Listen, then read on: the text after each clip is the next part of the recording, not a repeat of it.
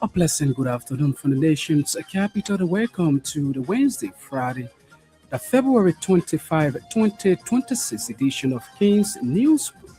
45 minutes of news about Liberia and the rest of our one globe. I'm Stephen Compton. First, the headlines. Clyde Hope Foundation's legal team announces appeal to Supreme Court. Justice in Chambers to revise lower court ruling authorizing asset recovery and property retrieval tax to obtain documents regarding establishment of the foundation. Ministry of Justice withdraws rate of subpoena against Liberian Senate and General Auditing Commission's alleged that's 45 million USD between 2018 to 2023 as critics accuse the Ministry of missteps and premature withdrawal. Congress for Democratic Change National Executive Committee suspends United States branch interim leadership for gross insubordination, violation of party protocols, and detrimental actions. Says an imperial convention in Minnesota will be rendered illegal. And away from Liberia now, South Africa's President Cyril Ramaphosa has thanked his Russian counterpart, Vladimir Putin, for helping to rescue the return of 17 South Africans allegedly tricked into joining the Russian-Ukraine war. And elsewhere, U.S. President Donald Trump has lashed out at reports that his top military advisor had urged caution on airstrike against Iraq, saying the general believes will be easily won. Details of these developments, the news bulletin. The voices of the news makers are all packaged. We are taking a very short break to be right back.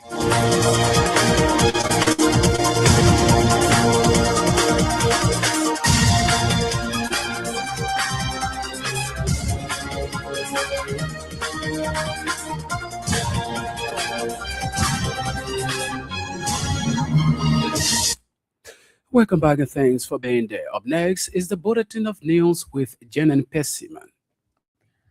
The legal team of Club Hope Foundation, headed by Councillor Wilkins Wright, has announced plans to take an appeal to the Justice in Chambers of the Supreme Court of Liberia. The announcement was made by the foundation legal team following the first Judicial Circuit Criminal Court 8 ruling on Tuesday. The appeal, if filed, will petition the Justice in Chambers of the Supreme Court to scrutinize the lower court's ruling and or request rewrite of the ruling due to considerable discrepancies. Earlier on Tuesday, the first Judicial Circuit Court A at the Temple of Justice denied a motion filed by the Clyde Hope Foundation seeking to squash a subpoena issued by the Asset Recovery and Property Retrieval Task Force. In the ruling, resident circuit George Roosevelt Willie rejected the foundation's attempt to block the task force from obtaining documents related to its operations, finances, and project activities. And Judge Willie noted that the subpoena issued by AREPT through the Ministry of Justice was consistent with its mandate to investigate and retrieve public assets allegedly misappropriated. The Criminal Court 8 resident said no institution is exempted from lawful scrutiny and that appliance with investigative processes is required under the Liberian law. According to the ruling, the Cloud Hope Foundation has been ordered to produce all requested documents within 10 days. The court further warned that failure to comply could result in legal consequences, including possible contempt proceedings. Meanwhile, in this petition to quash the right of subpoena filed by the Asset Recovery and Property Retrieval Task Force, legal counsel for the Cloud Hope Foundation argued that producing the documents would violate the foundation's constitutional rights against self-incrimination. The lawyers further contended that compelling the production of documents without an impending trial or case before a court of competent jurisdiction contradicts Liberia's civil procedure law and Chapter 17 of the Criminal Procedure Law. However, the court ruled that the task force established by the government of Liberia to pursue asset recovery in collaboration with the Ministry of Justice has the authority to demand relevant documentation in the course of the investigation, even in the absence of a formal trial or case before the court of competent jurisdiction. At the same time, the head of the Asset Recovery and Property Retrieval Task Force, Councillor Edward Clapp Martin, expressed government readiness to pursue what he termed conversion of public assets to personal use. Speaking to reporters minutes after the lower court ruling, Clapp Martin noted that the ruling have given the asset recovery team all legal rights to collect all documents regarding the establishment of the Clark Hope Foundation. According to him, the ruling have set an example of the government's preparedness in pursuing all legal asset conversion cases, adding that the asset recovery team is prepared to go to the Supreme Court. In a national development, the first the Judiciary Court Criminal Court A C at the Temple of Justice has resumed jurisdiction over the case following the reading of a mandate from the Supreme Court of Liberia. Former Minister Twe and four other former officials of the WIAS administration are facing charges over misapplication of public funds allocated for national security purposes. The defense lawyers have consistently argued that the funds in question were lawfully disbursed under the authority of the National Security Council and therefore fall aside the reach of criminal prosecution. However, in on anonymous ruling delivered during its 14th day section, the Supreme Court denied a right of prohibition sought by the defense of court proceeding at Criminal Code C. During pre-trial proceedings, state prosecutors challenged the validity of Twe's criminal appearance bond, calling it defective and seeking his immediate remand to the Moroville Central Prison. Presiding Judge A. Blambo Dixon rejected the prosecution's request, ruling that the bond certified legal requirements and served its sole purpose of ensuring the defendant's appearance. As Criminal Code C moves forward under the Supreme Court's mandate, the pending re-argument has resumed of judiciary of the court. Ministry of Justice through the Special Independent Court Counsel, Councillor Aloysius Stowe has filed a notice to quash its previously filed right of subpoena against the administration of the Liberia Senate in what pundits allege to be missteps. The surprise move on the Justice Ministry requests the court to cancel its rights filed on February 20th of this year, which placed the Senate under obligation to produce bank statements, contracts, payment, vouchers, and identities of all individuals involved in Senate financial transactions from FA 2018 to 19 through FA 2023. A report from the General Auditing Commission, which flagged significant financial discrepancies worth over 45 million United States dollars in alleged unapproved overspending between FA 2018 to 2019 and FA 2023 triggered the Justice Ministry initial request, but later is known as to why the ministry will withdraw its rights.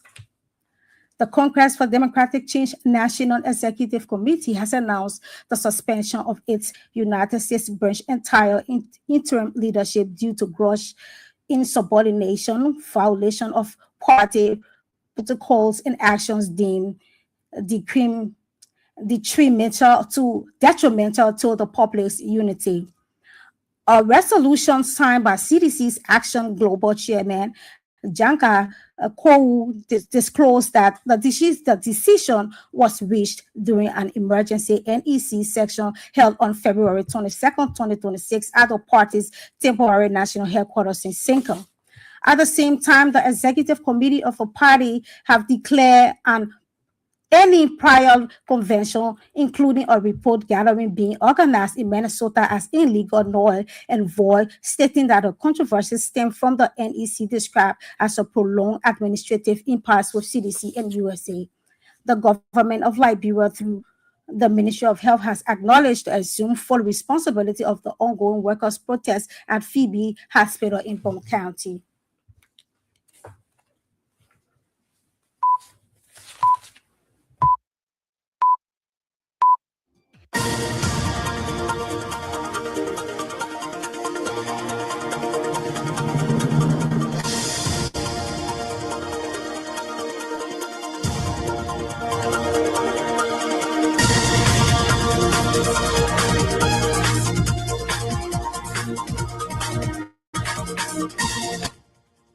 Would like to say many thanks to Jen Persimmon for the bulletin of news. It's a regular feature on King's News Room. 45 minutes of news about Liberia and the rest of our one globe. We are taking a very short break to be right back.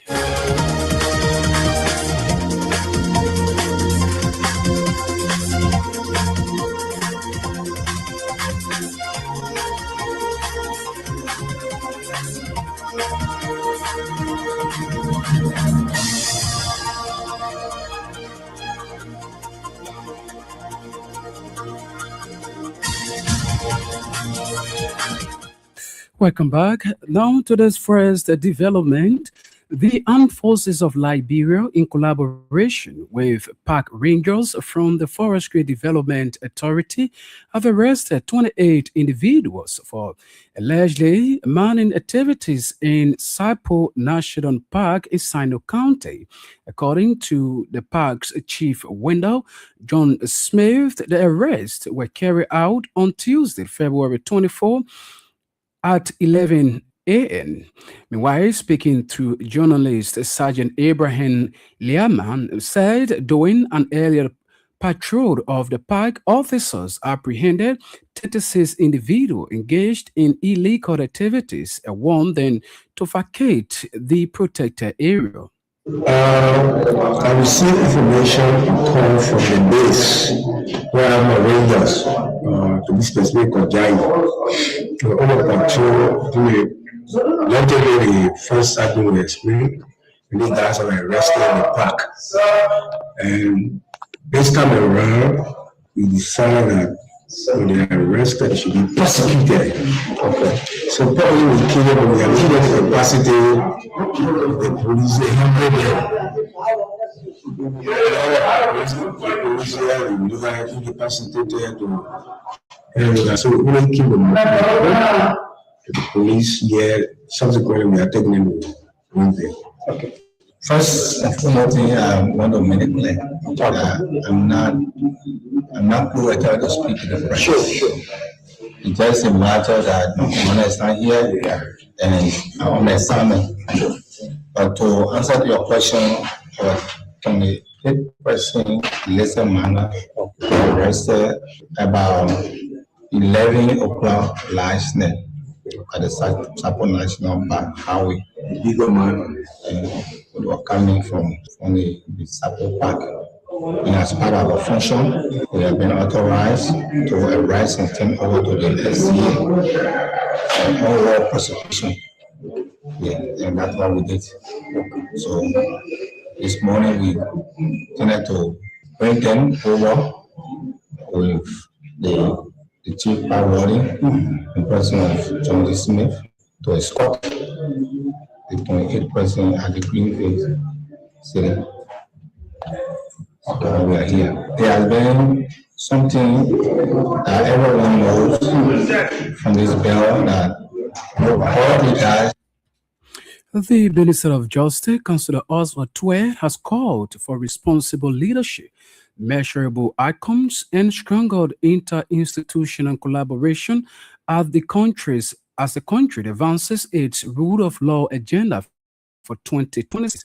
Delivering remarks at the P3 Rule of Law Working Group meeting held at the Ministry of Justice, Minister Twe stressed that reform must be grounded in clarity, practical action, and accountability. Today's work must be practical and focused. We are here to review the year one report, sharpen our monitoring and evaluation framework, and agree on measurable priorities for 2026. Monitoring and evaluation must be a vital management tool, not just a box that we can tick in. We must measure outcomes, reduction in case backlog, timely prosecution, effective victim protection services, expanded rural access to justice, and rising public confidence in our institutions. Let data guide our choices and measure our progress. We have to gather the data. It will help us in making informed decisions. Pillar 3 is a shared responsibility. The Ministry of Justice cannot do it alone. The judiciary cannot do this alone. The security sector cannot do this alone. Our collaboration with the Ministry of Finance ensures justice priorities are visible in national budgets. Civil society strengthens accountability. Development partners bring essential technical support. Meaningful coordination requires consistent engagement and committed follow-through. As we advance in 2026, let us focus to be clear and unwavering. Strengthen institutional performance, expand access to justice, and rebuild public trust. That is very important, rebuilding public trust and confidence in our system. The strength of our nation is measured by the credibility of its institutions and the fairness of its systems. Every action we take on Pillar 3 advances that credibility and affirms our shared future. So I urge open, constructive, solution-focused discussion today and going forward. Let us name the bottlenecks with clarity and agree on realistic, deliverable actions. But we discuss things in a candid and fair manner. Your views are just as good as my views. There is no monopoly on ideas or solutions. We're all working together to handle whatever we bring to the table in a way that will benefit our nation. Justice Minister, Councillor Tue there speaking. Up to this next development, Councillor Bono Vaman has officially announced his resignation as president of the Liberia National Bar Association, following months of intense public pressure about him heading the LNBA and at the same time serving as chairperson and executive officer of the Law Reform Commission.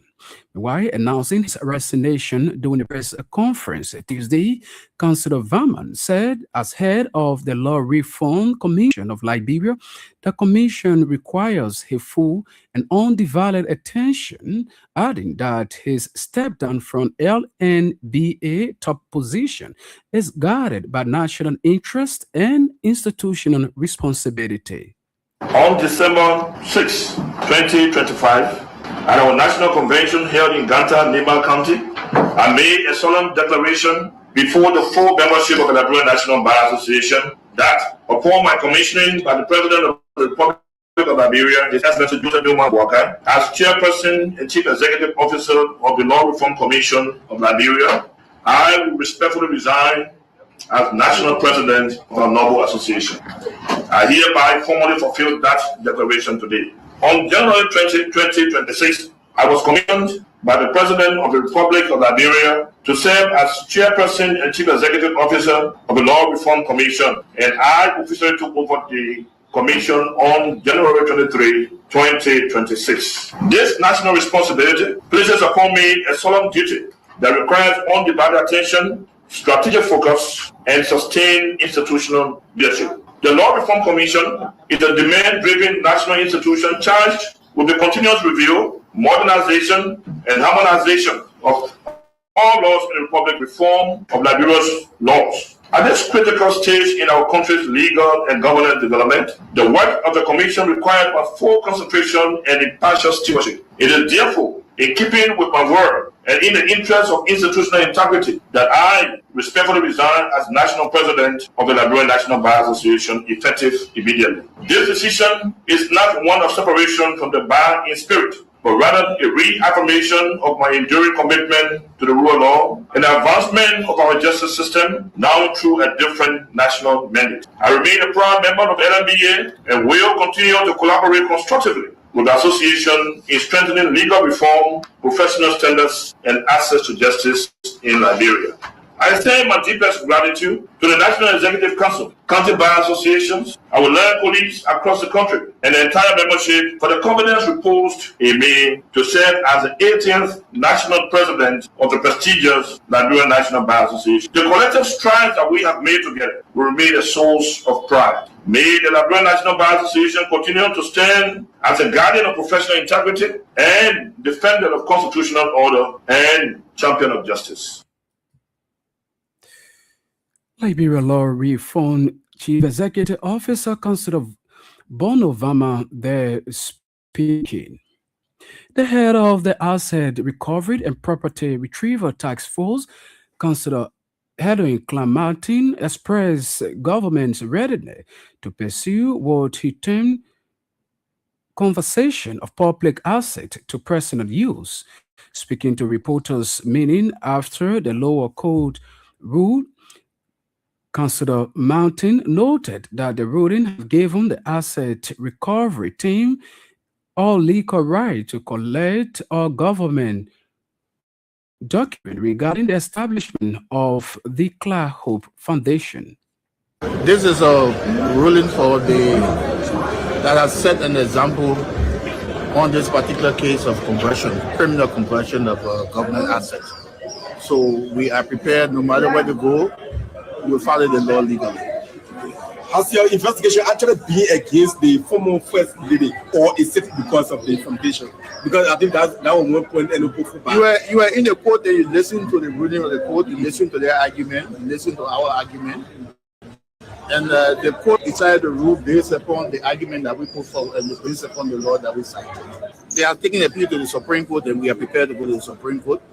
The Supreme Court is not an institution that will put fight into us. We are prepared to go there legally because we have qualified lawyers that can go to the Supreme Court and argue our case. We argue our case legally and properly before the lower court and the lower court rule. To go to the Supreme Court, we'll equally go to the Supreme Court. And we are just on procedural issue now, but the public know that the matter is at its finality, and we will act inconsistent with the law. The Liberian people celebrate and make sure that all assets that have been under conversion from government, a lot of budget, will go back to the Liberian court. That is our reason, and that is the condition for which I think what we need to do now is to start acting inconsistent with what the court rule. And but I think today is a good day for Liberia that the court managed to rule that all assets that have been converted through the acts of other people using government assets and government resources. The courts are ruled now that it is our responsibility to make sure that we collect all the documents, all those instruments that are relating to our conversion, and make sure we conduct our criminal investigation. There are more cases, as I stated in one of our press releases. We have 40 cases on our docket that have to do with former officials that were involved into looting government resources, government assets, and what have you.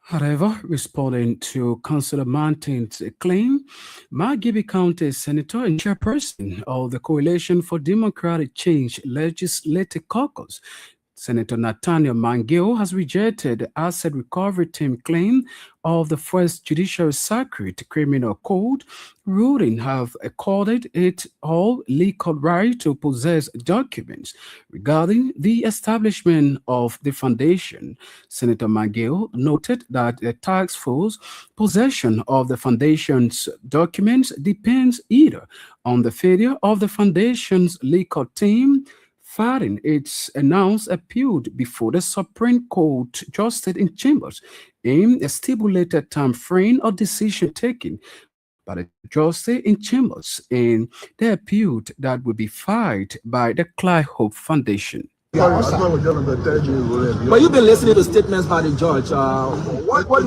you think it is? He said the asset recovery has got the authority, the legal body, and the rest. What do you think it is headed to? No, you have not said that yet. The judge, they're reading the position of each of the lawyers. When the judge reading an asset declaration, the asset pro own position, and they read the defense. So they have the drafting meaning. What does this mean for the CDC? A hint to where he's leaning. I don't know. I can do a lot and make a final ruling, but after the ruling of the government. Are you here representing the CDC or yourself as a person? No, I'm the chair of the CDC group. I'm a senator of Liberia. I'm interested in the case. No, my question is if you're here representing the CDC or yourself. I'm not sure CDC, but I'm interested. Margaby County Senator Nathaniel McGill there speaking. And if you're just joining us, there's a reminder you're listening to the Wednesday, February 25, 2026 of King's News Broom. 45 minutes of news about Liberia and the rest of our one world. And top stories we are following this afternoon. Clark Hope Foundation's legal team announces appeal to Supreme Court Justice in Chambers to revise lower court ruling authorizing the asset recovered and property retrieval tax for to obtain documents regarding the establishment of the foundation. Ministry of Justice withdraws writ of subpoena against Liberian Senate in General Audit Commission's alleged 45 million USD between 2018 to 2023 as critics accuse the Ministry of missteps and premature withdrawal. Congress for Democratic Change National Executive Committee suspends United States branch interim leadership for gross insubordination, violation of parties' protocols, and detrimental actions, says an parallel convention in Minnesota will be run out illegal. And away from Liberia, South Africa's President Cyril Ramaphosa has thanked his Russian counterpart Vladimir Putin for helping to rescue the return of 17 South African allegedly tricked into joining the Russian-Ukraine war. President Donald Trump has lashed out at reports that his top military advisor has urged caution on airstrike against Iraq, saying the general believes will be easily won. We are taking a very short break. When we come back, we'll bring you more development. Stay tuned.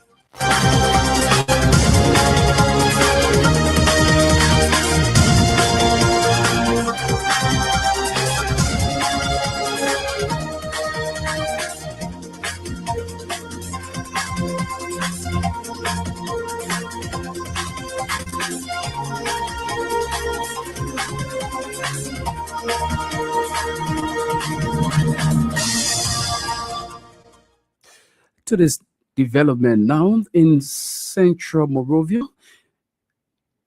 Central Liberia, the government of Liberia, through the Ministry of Health, has acknowledged and assumed full responsibility for the ongoing crisis at the Phoebe Hospital in Bong County.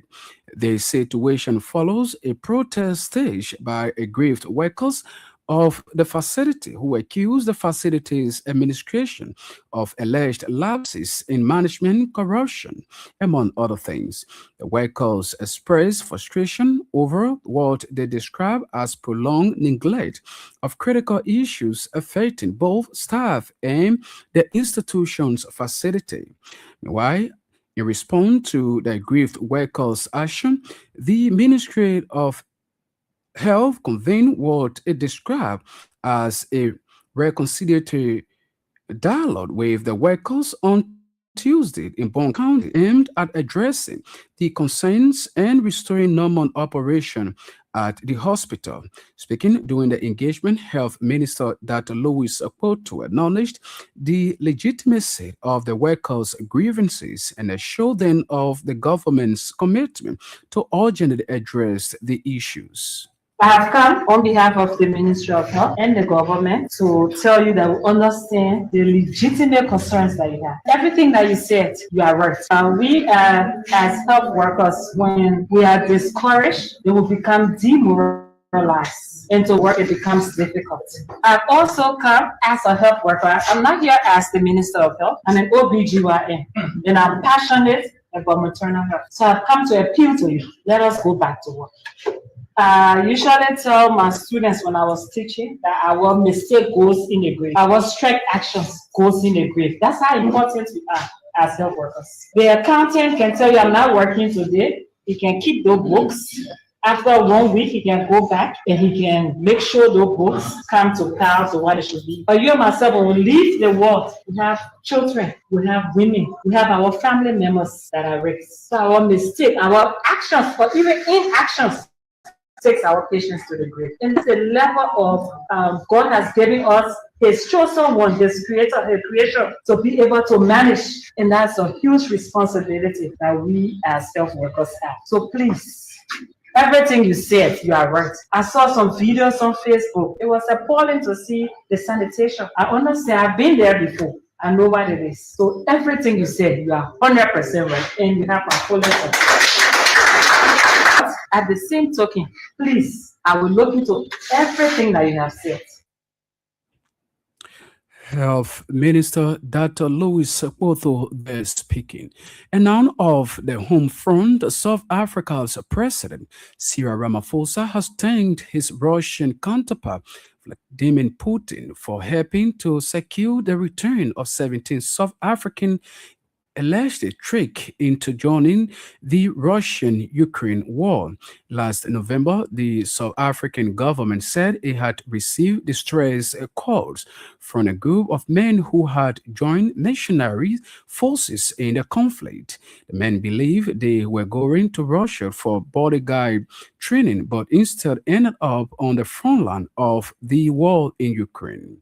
Ramaphosa's office confirmed that 4 of them had returned last Friday. 11 others will be on their way home soon, and another 2 at a later stage.